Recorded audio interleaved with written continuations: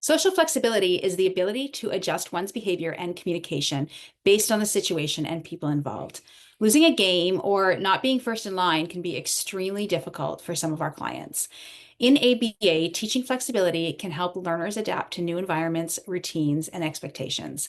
This can help them improve their social interactions, they can manage their emotions, and deal with daily challenges. So, how do we teach our learners social flexibility?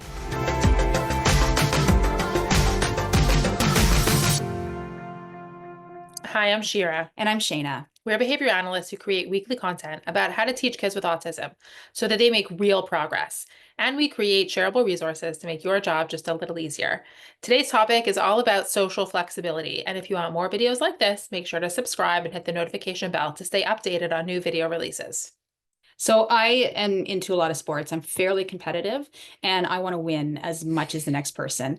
When I lose, even if it's just a board game, or if it's a sport, whatever it is, I really experience disappointment. I do. It's real. But I'm at the point where I don't completely shut down. It's like, okay, well, I lost, the next game's, it's another game. Or in the grand scheme of things, really like me losing at Yahtzee, like, so what? Big deal, right? I may think about in a sport, I may think about what I could have done differently next time, like with my skiing. Well, I need to train more, I need to put more weight on my downhill ski, whatever it is. But the loss doesn't ruin my week, doesn't ruin my day. It doesn't ruin, what's coming next in my schedule. I'm able to think about it, take deep breaths, and get on with it. And our learners often struggle with this level of flexibility. We talk generally about teaching flexibility in episode 156, how to teach it and why it's so important. We usually use something like an act-based approach to work with students on building flexibility. The idea is that, we all need a certain element of psychological flexibility to really be able to function, to deal with life as it gets thrown to us, to handle disappointment, to tolerate changes, because the more rigid we are, I sometimes like to think of like, different kinds of trees. A tree that won't sway in the wind is just going to break. But a tree that has its roots firmly planted and can kind of accept certain winds and weather patterns will be a lot stronger, because it can bend in that weather. And so we want to teach our kids a certain level of that flexibility. And the way that ACT approaches it is, using those 6 dimensions of the hexaflex. And we could talk more about ACT, but we have another podcast that covers a little bit more on ACT. We want to be able to use some of these skills to teach our students that it's, worth it for them to be flexible. We might start by identifying their value. So in the context of being socially flexible, if a student is constantly getting super frustrated when they're losing a game to the point that they're destroying the game and nobody wants to play with them anymore, we may talk to them about their values. And if it is their value to make friends, to have play dates, to play sports with their friends, then we can use an act-based approach to help them choose a goal and then committed action that would be more in line with their values. And we can say, well, if you want to be on the baseball team, but every time you lose, you're kind of throwing a bat and then they won't let you come. Well, how can we create a goal and a committed action around you working towards that value? And sometimes that will require a little bit of flexibility. They will have to tolerate not getting what they want, or tolerate losing, or tolerate somebody else being first in line. So how do we practically target that skill of, tolerating something in that kind of social situation?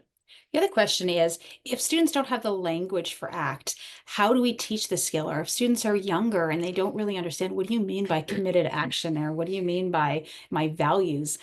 Sometimes, you've got a 3-year-old who really doesn't tolerate losing, or an 8-year-old who doesn't understand that.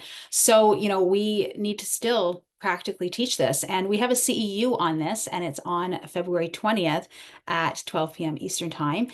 If you want to get that asynchronously, we've recorded it as well. So come to our membership and check that out. But let's talk a little bit here about how we would practically target this. Yeah, I think that's exactly true. We work with a lot of learners who ACT isn't appropriate for. I mean, I had a learner the other day who was about 3 years old and was playing really nicely with, a toy. I think it was like a car activity. And it seemed like, doing everything he needed to do within this play activity. But as soon as I got in there and wanted to control some part of that activity, he was having none of it, like melting down, starting to melt down. I obviously stopped, but I can imagine how that might be socially when another kid wants to play the same toy as him and you don't really get to control all the pieces of a game, especially when we're building play skills like interactions and imagination and all of those things. So what we started to do is starting to build in flexibility with a small triggering situation. I'm not going to start with the thing that's hardest for them, but we might start with, yeah, like a play activity like this. It's low stakes. You know, he doesn't really care so much about it, but we might start exposing him to flexibility within that. And sometimes what we might do is even tell the student that we're going to start working on it. We might say, like, I'm going to put my toy here and you can tell me to go away.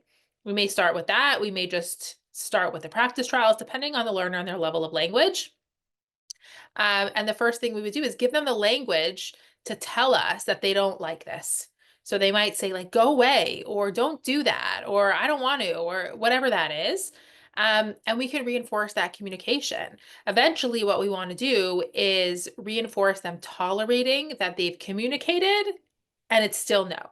Because if you think about a typical social situation, the kids are saying, I want to play this game, or I want to play this game. They're communicating what they want, but then sometimes only one of them will get their way and they have to say, like, okay, fine, we'll play your game.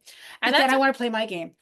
compromising, negotiating, we can go further. But the first step is tolerating, right? Tolerating somebody else having a say. Not all the time, and sometimes you get to choose and sometimes they get to choose, but it's this level of like ambiguity that requires a certain level of flexibility. And these are the things that we're working on. Shira, you mentioned about priming, and I think that is so huge. And it's a skill that we have in our toolbox for, ABA, but we don't use it as often as we probably should. And this is one of those times where we really do need to tell students, and even if they don't have the language to understand us completely, we need to tell them ahead of time, listen, we're going to be changing up your world. And it's going to be, we're going to play a game. We're going to change up your world this way. It's going to be fun. It's going to be not so fun, but we're going to do it anyways. And here's some things you can say, and giving them that ahead of time and immediately ahead of time, not 2 days ahead of time, but listen, like right before we're going to do this, look, I have this game, or look, I'm coming in here and we're playing with your toys. And here's things you can say. If the student can read, I even write down phrases and then we go and we play. And as soon as, I start to see some of those precursor behaviors, I'm pointing to what I just wrote down. Remember, say this, say this, say this. And you're really trying to make it as successful as possible for our learners. We're not trying to trigger negative behavior. We don't want to make this hard on them.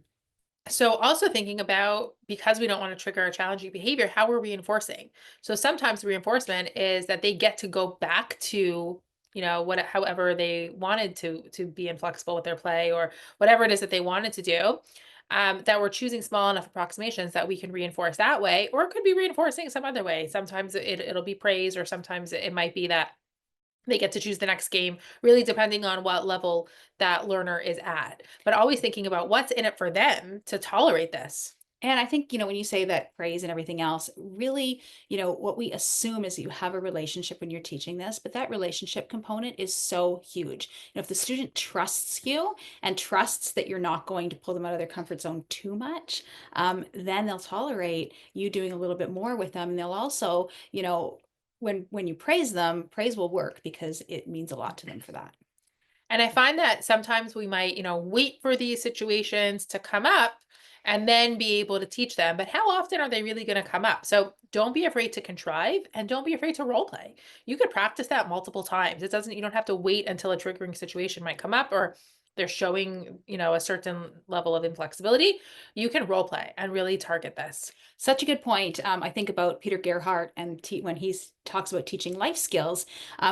Oftentimes when you're teaching life skills, you only present one trial and wonder why your student hasn't learned it. And it's the same type of thing with these, behavioral skills and, strategies. We often present one trial or wait till it comes up and wonder why our student hasn't learned. If you think about your students' learning history and how many trials they needed to teach receptive labels or to teach that one specific man at the very beginning, you're thinking, oh my gosh, there's probably 100 trials. Well, they need 100 trials for this. And if your learner has, a lot more language or is a little bit more advanced, then sometimes introducing things like perspective taking when you're talking about social flexibility because sometimes it's just about going back to your way, but sometimes it's about, well, if I want a friendship, I have to understand the other person's perspective. And if I'm always choosing the game, then they might not want to play with me. So, if a learner can understand that and then build up some social flexibility, and why is it important to you that they would even want to play with you? Well, back to your value of I really want to make friends. So, being able to build that, the ability to see someone else's perspective, talking about emotions, this is also a way to build in, social flexibility.